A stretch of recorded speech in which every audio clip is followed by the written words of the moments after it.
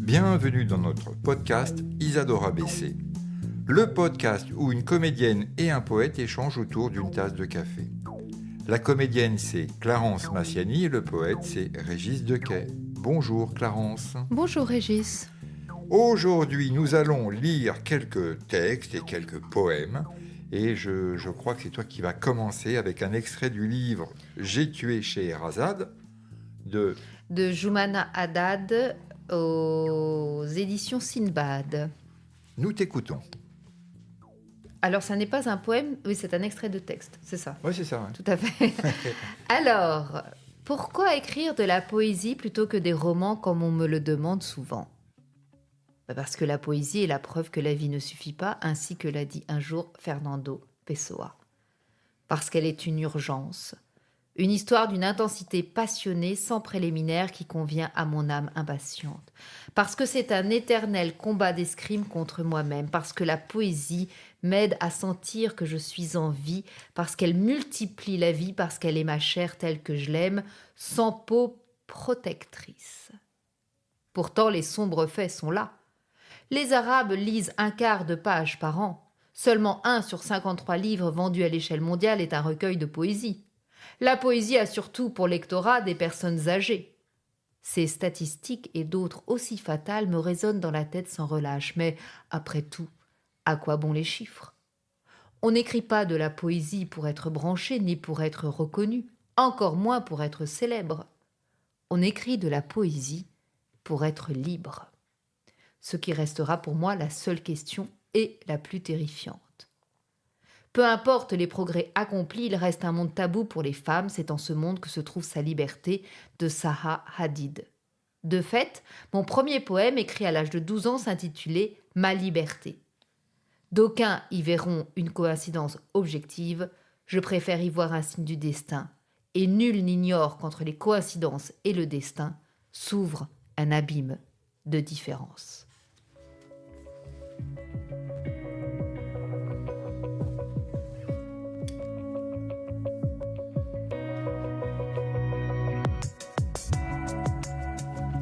Je vais poursuivre avec un texte de Mona Chollet, extrait de son ouvrage « La tyrannie de la réalité ». Le rêveur est du genre à gambader sans fin, ivre de bonheur dans les vertes prairies de l'existence, plutôt qu'à déblatérer cyniquement contre elle. Mais, s'il attire l'attention sur les délices raffinées auxquelles seul il a accès, il n'en est pas pour autant épargné par les macros événements qui affectent la vie de tous les hommes. Et il le sait. Il sait qu'il est à tout moment menacé par la mort, les accidents, les maladies, les démons intérieurs, les tragédies privées ou les catastrophes historiques. Il sait qu'il peut voir détruit en un instant ce qu'il a mis des années à construire. Il sait que le temps travaille à sa perte. Pourtant, il s'arrange pour arracher à la vie sa part de permanence, en rassemblant dans un coin de sa tête ou dans un lieu bien réel, ou les deux, tout ce à quoi il tient, les êtres chers y compris, afin d'en jouir tranquillement, le plus longtemps possible. Il fait preuve de cet instinct de confiance au monde que Bachelard attribue aux oiseaux construisant leur nid. Construisant leur nid, malgré les prédateurs qui rôdent et la tempête qui menace. Refuser d'engager ce pari reviendrait à refuser la vie, à l'organiser en fonction de la mort. Il est conscient du malheur, mais il manifeste la volonté de lui faire pièce, de cultiver avec obstination un état premier, harmonieux, détaché de toute péripétie. Lorsque le malheur vient, il lui verse son dû, mais pas un centime de plus.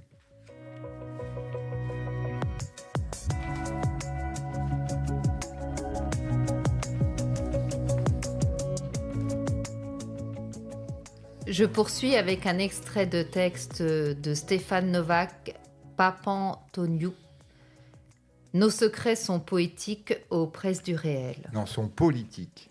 Non, sont poétiques. Ah ouais, je sais pourquoi j'avais politique, poétique, là-bas, qu'il y a des similitudes. Oui, Il y a des c'est P, ça. des I et des E.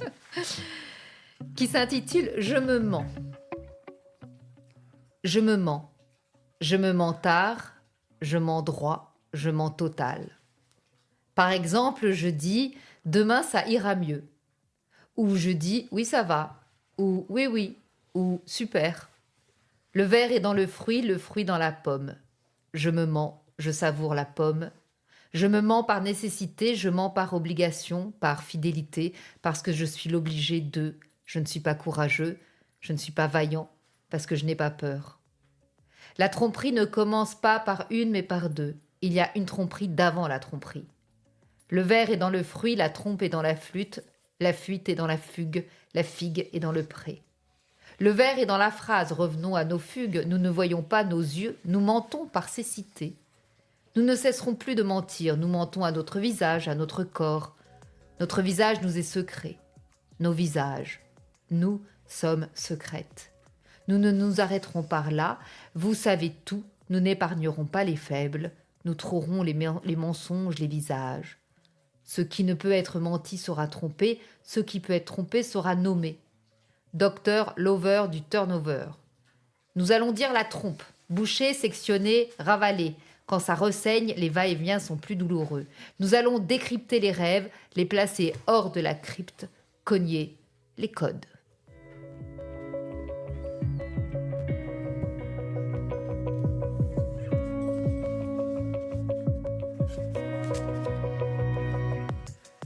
Judith Viard, Pas d'équerre, aux éditions Louise Bottu. Je vais vous lire un extrait. Il a 16 ans et il m'explique comment la poussière de l'atelier se glisse sous son masque. Comment la poussière ensuite s'agglomère à sa sueur, fusionne, pour créer une sorte de pâte, une pâte gluante qui obstrue les pores de la peau et lui fait comme un autre masque sous le masque. Une pâte gluante faite de poussière et d'eau, de peau qui pénètre dans sa bouche, puis dans son nez. Une pâte au goût de poussière de ciment et de transpiration dans son nez, en même temps que dans sa bouche, tandis qu'il travaille à casser des murs, à transporter des parpaings, à couler du béton. Enzo, ne restez pas dans le couloir pendant la récréation, sortez prendre l'air. Ça fait 2 heures que vous portez votre masque, allez respirer. C'est gentil, mais j'aime pas trop respirer, madame.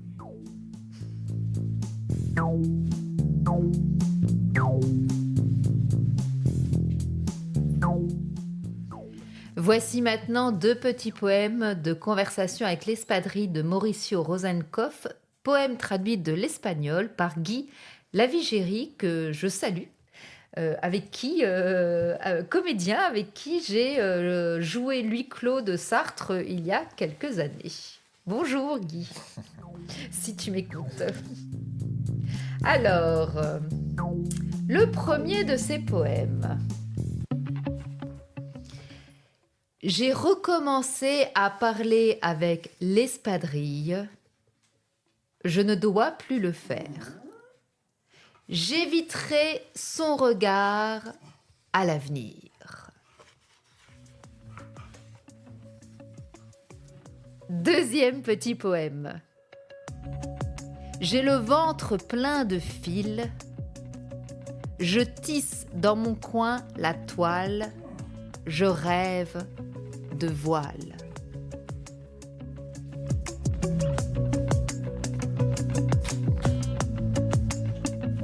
Alors, nous allons poursuivre avec Aurélie Olivier, Mon corps de ferme.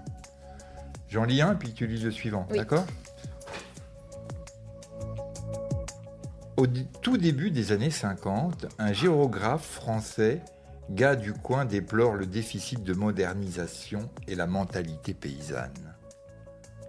Il tire les cartes, puis il écrit « Il faut faire aimer l'argent aux paysans ». Entre 1955 et 1975, lui et ses camarades défendent le remembrement, une opération foncière qui permet de rassembler des parcelles pour faciliter la motorisation de l'agriculture. Les prés deviennent carrés.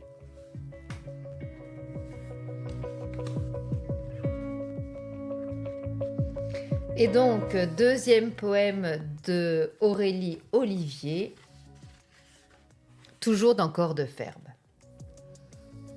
Je suis à nouveau allongée sur un talus sauvé du remembrement, le contraire de se tenir à carreau. Ici, la végétation exulte autant qu'elle lutte. Espoir et vibration entre les jeux de lumière dans les feuilles du chêne, la possibilité d'entendre entre les appels du clocher, plus dangereux et plus prometteur que la romance, les clapotis de la rivière.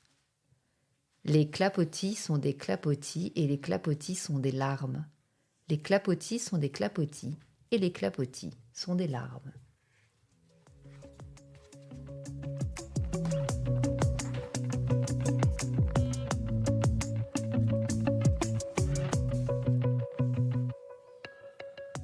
Je poursuis avec quelques extraits du livre Assommons les poètes de Sophie Gélucas aux éditions de la Contrallée. Le premier s'intitule À part ça. Et à part écrire, vous faites quoi dans la vie ?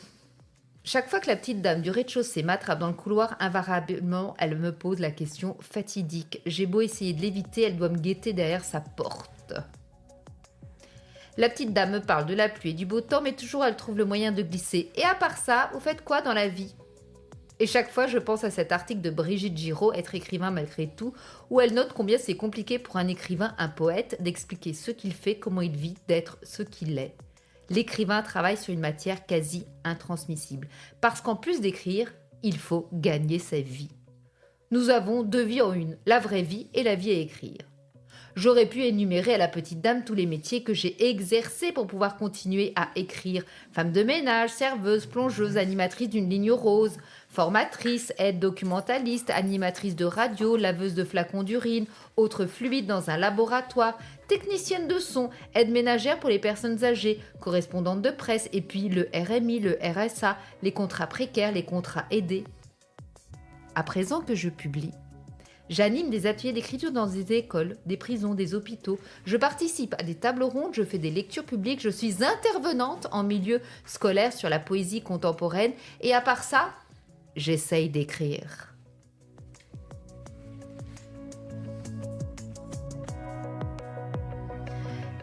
Deuxième texte, qui s'intitule « Numéro d'allocataire ». On doit pouvoir faire quelque chose de vous. Votre parcours, diplôme, expérience, je suis sûre que vous allez vous en sortir. Je précise que je prends des extraits. Je suis poète. J'ai réussi à placer des gens, vous savez, des contrats à durée indéterminée. Tenez, l'exemple de ce gars, 8 ans d'aide sociale, on a travaillé ensemble main dans la main. Eh bien, il a décroché un emploi en usine, il vient de s'acheter une voiture, vous vous rendez compte ? Une réussite, vous pouvez me croire. C'est que, j'essaye de vous dire, c'est que, enfin, j'ai compris que création vitale pour moi, épanouissement personnel, un sens à ma vie, écrire. Je ne suis pas votre ennemi, même s'il faut que nous confrontions nos points de vue de temps en temps, nous ne sommes pas toujours d'accord, mais nous savons tous les deux où cela mène. Nous faisons partie du même système, je veux vous aider à y rentrer. Je publie un peu. Je finis par comprendre que pour beaucoup, à force, l'aide sociale devient une drogue dure. Ils n'en sortent pas. Je voyais alors une armée de îles frappant à la porte. Des îles au désespoir, des îles intelligents, des îles imbéciles, des îles accidentées, des îles paresseux, des îles jeunes, des îles vieux, des îles, des ailes, des îles, des ailes, des îles, des ailes. Je n'ai pas une position facile, mais je veux faire mon travail correctement. Ne refusez pas que je vous aide. Je vous sens tendu, n'est-ce pas ? Mauvaise mine, amaigri, prendre le taureau par les cornes. Je vous vois quoi ? 2 ou 3 fois par an ? Depuis combien de temps ? Déjà 2, 3 ans ? Mais je pense bien vous connaître. Je cerne votre dossier. Vous êtes à ça de vous en sortir. Votre problème, c'est que vous réagissez trop à l'émotionnel. Instable peut-être. Je vais vous aider à vous reprendre. Laissez-moi encore quelques mois. Le temps de me retaper, j'y verrai un peu plus clair. Quelques semaines encore et je sors du dispositif, vous n'entendrez plus parler de moi. Bah oui, bah oui, bah oui, bah oui, les artistes. J'aime l'art, c'est bien. Vous me dites que vous êtes artiste, c'est bien, tant mieux pour vous, mais cela ne suffit pas, ne suffit plus. Il faut que vous sortiez de là, hein? On pourrait discuter des heures sur la place de l'art dans notre société, mais est-ce que c'est à elle de financer tout cela? Je n'ai pas de réponse, j'ai juste des questions. On pourrait se demander s'il ne faudrait pas qu'il y ait une aide sociale à part pour les artistes. Mais pourquoi pas un régime spécial pour les maçons, hein? Mais attention, ne me faites pas dire ce que je n'ai pas dit. Je trouve que l'art est important, c'est indispensable. Seulement, faut voir. Il faut arriver à vivre avec ça, et vous n'en êtes pas là.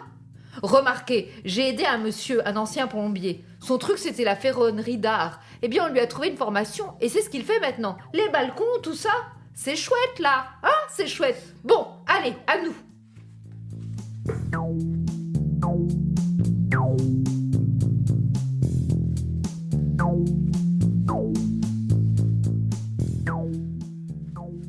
On va en revenir à Arthur, à Rimbaud. Oh là là, Hein? nous nous attaquons à Arthur Rimbaud. Et je te propose qu'on lise un poème, mais à deux. Oui, D'accord? d'accord. Alors je commence et puis après tu termineras. D'accord? Bien. On va vous lire Ophélie. Hamlet? Non, Rimbaud. Sur l'onde calme et noire où dorment les étoiles, la blanche Ophélia flotte comme un grand lys. Flotte très lentement, couchée en ses longs voiles. On entend dans les bois lointains les halalis. Voici plus de 1000 ans que la triste Ophélie passe fantôme blanc sur le long fleuve noir. Voici plus de 1000 ans que sa douce folie murmure sa romance à la brise du soir. Le vent baise ses seins et déploie en corolle ses grands voiles bercés mollement par les eaux. Les saules frissonnants pleurent sur son épaule, sur son grand front rêveur s'inclinent les roseaux. Les nénuphars froissés soupirent autour d'elle. Elle éveille parfois dans un aune qui dort, quelque nid d'où s'échappe un petit frisson d'aile. Un chant mystérieux tombe des astres morts.